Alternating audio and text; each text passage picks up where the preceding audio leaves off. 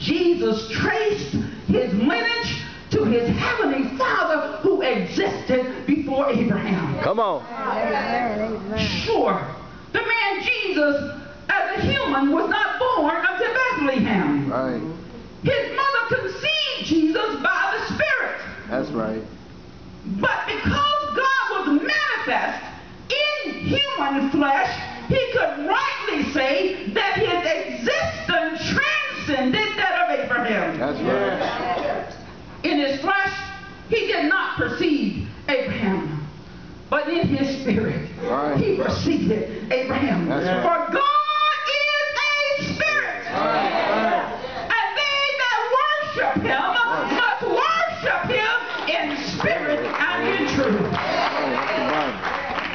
John 14:9 says, he that has seen the Father has seen me. Right.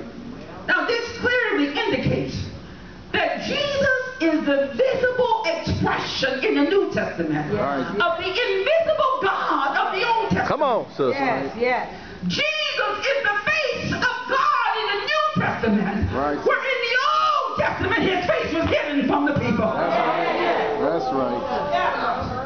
My research tells me that there are 25 I am introductions of God in the Old Testament. Come on.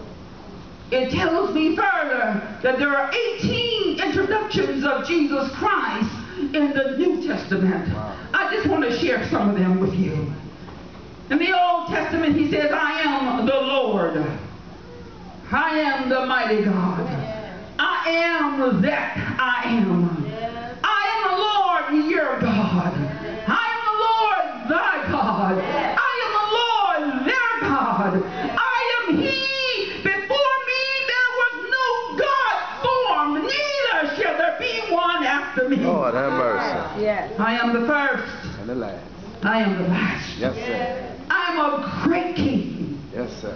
In the New Testament, to share just a few, he says, and these are the ones we like to hang our head on, and I think it's right.